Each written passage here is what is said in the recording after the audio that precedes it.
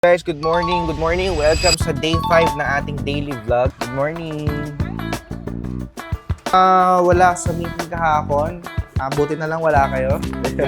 Risk din yan na papasukin natin, pero nakikita namin siya as opportunity. It's worth $15 billion, guys. Hindi pesos, pero dollars.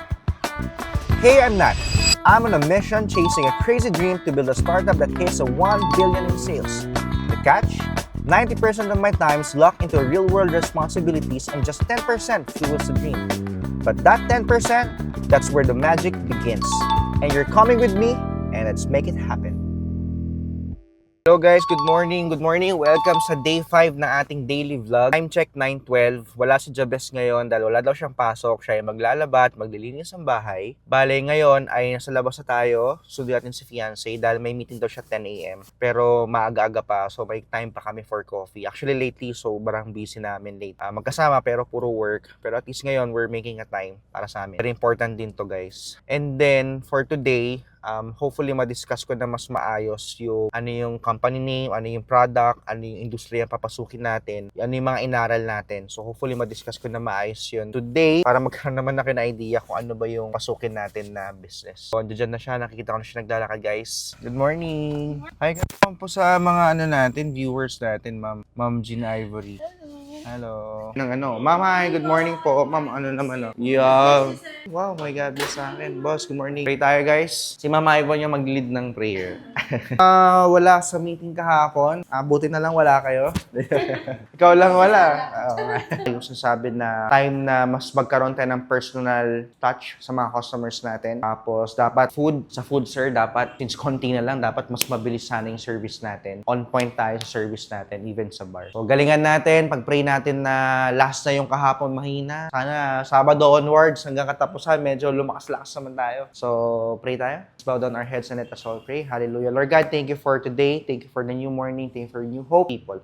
Oh God, Lord, maraming salamat sa araw na to. Binabalik namin lahat ng papurit pagsamba sa iyo sa pangalan ni Jesus. Amen and amen. Ma'am, God bless you. Bossing. Guys, tapos na tayo mag-pray. Iba talaga pa nagpe-pray. Iba yung freshen up ka eh. So ngayon pumunta na tayo ng Cafe Mana. Coffee muna with fiancé. Usap-usap about buhay-buhay. Hindi na namin i-vlog yun guys. Abangan nyo siya, mag-vlog din later on. So yun, may ulit. Bye-bye. Kakatapos na natin mag-gym guys, magto 12 o'clock na, 11:55. For sure tapos na rin si fiancé sa meeting niya. So sunduin natin siya. And sa totoo lang na nag-coffee kami, nag-usap kami na medyo nag-open up ako na yun na, nasa-frustrate ako, parang sabog yung pag-vlog. Tutulungan niya ako kasi actually marami na kaming nagawa before na brainstorming about sa business, about sa pinag-aral yung market, kung ano mga strategy, marami na. And ang hirap lang kasing i-remake ulit yon through the vlog. Gusto kasi namin kayong dalhin sa journey talaga eh, kung paano na-build yung business. Kaso nga lang, meron yung nangyari nung naisip yung mga ideas, na-document kasi yun, na video yun somehow eh. So, hindi ko marirecreate yung genuineness nung joy, nung happiness, yung energy that time. So, mamaya, sasilipin namin lahat nung mga na-docu namin before. Hopefully, mai-plug namin lahat sa mga darating na mga vlogs natin. Kasi yun nga, ang hirap i-recreate yun. Baga, kaya kagabi, siguro, hindi ko makuha. Kasi nga, hindi siya that time talaga naisip eh. Kumbaga matagal na namin yun naisip eh. Or lagi ko na siya nasasabi. So gusto ko sanang maibigay sa inyo yung pinaka parang solid moment na yun. Na maibigay namin yung raw na moment na yun. So Boss Mac, medyo mahaba to. Edit mo na lang kung anong maganda. So sunduin na natin siya. 11:57 na. Let's go.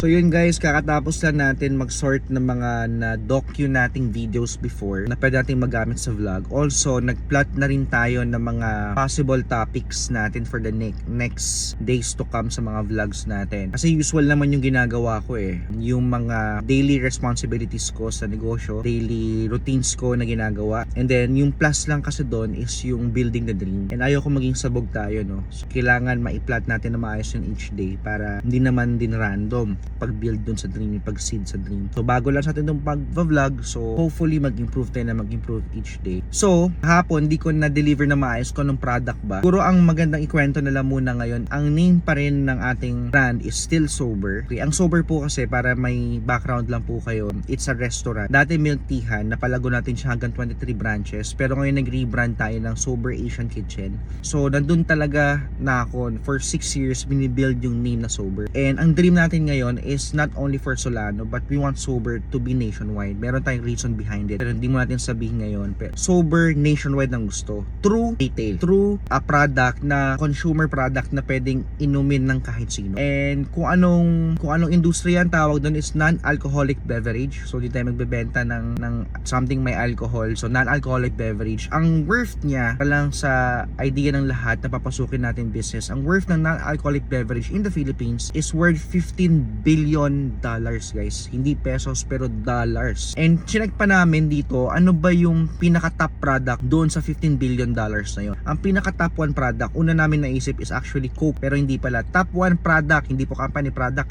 is still water. And ang water po, may iba't ibang segment yan. May distilled water, may still water, may purified, ganoon. Meron ding functional water, meron ding marami. Isa doon po yung sparkling water. And ba't namin nagustuhan pasukin ng sparkling water? Kasi number 1, hindi pa siya widely adopted ng Philippines. So risk din yun na papasukin natin. Pero nakikita namin siya as opportunity. Bakit? We're checking the top 10 and tingin ko kaya natin pasukin to eh.